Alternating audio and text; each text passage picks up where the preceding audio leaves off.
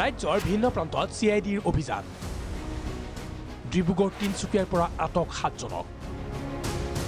high school শিক্ষান্ত পৰীক্ষাৰ বিজ্ঞানৰ প্ৰশ্নকাকত ফাদিলৰ অভিযোগত অসম আৰক্ষীৰ অপৰাধ অনুসন্ধান বিভাগ চমুকৈ CIDয়ে সোমবাৰে নিশা চলোৱা অভিযানকালত আটক কৰে সল্টবুক একাডেমীৰ 5জনকৈ ছাত্ৰক প্ৰশ্নকাকত ফাদিলৰ অভিযোগ সন্দৰ্ভত আৰক্ষীয়ে ডিব্ৰুগড় সদৰ থানালৈ তলব কৰে সল্টবুক স্কুলৰ অধ্যক্ষ নীলাঞ্জন বৰদলৈ সল্টবুক একাডেমীৰ অধ্যক্ষ ৰঞ্জিত বৰুৱা পৰিচালন সঞ্চালক অশ্বিনী দুৱাৰকো সোধা পোছা কৰে আৰক্ষীয়ে মাছ দেখালৈকে আৰক্ষীয়ে সোধা পোছা কৰে তেওঁলোকক লিকৰ কথা লৈ পেলাই তো তেখেতসকলে মানে ফোন কৰি পেলাই ক'লে যে আহিবলৈ আহি পেলাই আপোনাৰ টিচাৰসকলৰ নাম ল'লে সুধিলে ল'ৰা ছোৱালীৰ কথা কি কথা ডিব্ৰুগড় আৰক্ষীয়ে আটক কৰা অংকুৰ দুৱৰা অমন সাহা মৃন্ময় কোচ চৰণ দলে অমিত বৰুৱা কিশোৰ শুক্ৰান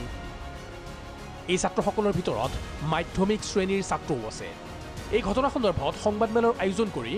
আৰক্ষীক সহযোগিতাৰ আশ্বাস দিয়ে সল্টবুক কৰ্তৃপক্ষই বেলেগ হোষ্টেলৰ পৰা ষ্টুডেণ্ট কেইজনক 5জন নে কেইজন ষ্টুডেণ্ট লৈ গৈছে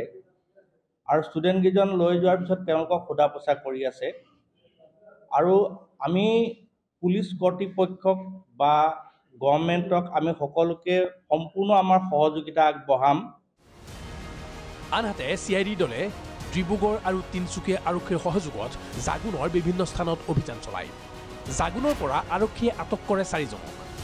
এজন মেট্ৰিক পৰীক্ষাৰ্থী 2জন উচ্চতৰ মাধ্যমিকৰ ছাত্ৰ আটক লক্ষণীয়ভাৱে মেট্ৰিকৰ প্ৰশ্নকাকত ফাদিল কেলেংকাৰীৰ অভিযোগত আৰক্ষীয়ে আটক কৰে ফাৰ্নিচাৰ দোকানত কৰ্মৰত এজন যুৱকক আমি হুদপুজ কৰি আছো যি মানুহ সাসপেক্টেড আছে আৰু এই ওপৰত যিখিনি ব্ৰিফ আছে এটো CID কেছ আছে আমাৰ সিনিয়ৰ অফিচাৰ কেছৰ ওপৰত যিখিনি ইনফৰমেশ্যন আছে এটো সিনিয়ৰ অফিচাৰ অফিচিয়েল ষ্টেটমেণ্ট দিব ইপিনে ধেমাজি জিলাত প্ৰশ্নকাকত ভাইৰেল হোৱাৰ বিষয়ে আৰক্ষীক অৱগত কৰোৱা ধেমাজিৰ স্কুল পৰিদৰ্শক কবিতা ডেকাক CIDৰ জেৰা CIDক প্ৰশ্নকাকত ফাদিলৰ তথ্য দিছিল এইগৰাকী বিষয়াই কালি এটা মোক হোৱাটছআপতে এজন মানুহে কিবা কাগজ দুখনমান দিছিলে ডকুমেণ্টছ দুখনমান যেহেতু পৰীক্ষাৰ কিবা পেপাৰ বা আনসাৰ নে কি মই বৰ ভালকৈ চোৱা নাছিলোঁ আৰু সেই বস্তুটো মই যেহেতু ইন্টিমেট কৰিছিলোঁ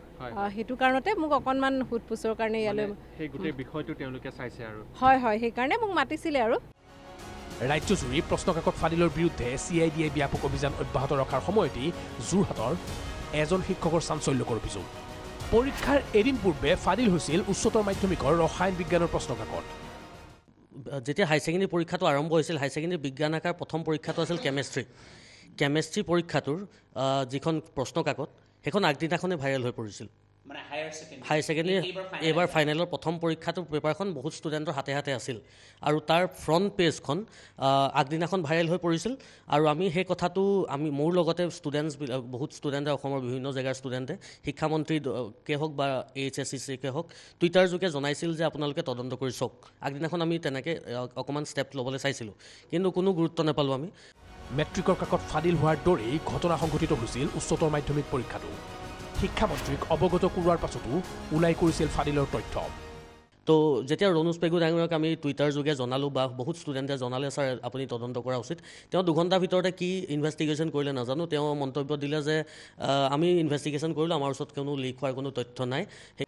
ফাদিল হোৱা কাকতৰেই চলিছিল উচ্চতৰ মাধ্যমিকৰ ৰসায়ন বিজ্ঞানৰ পৰীক্ষা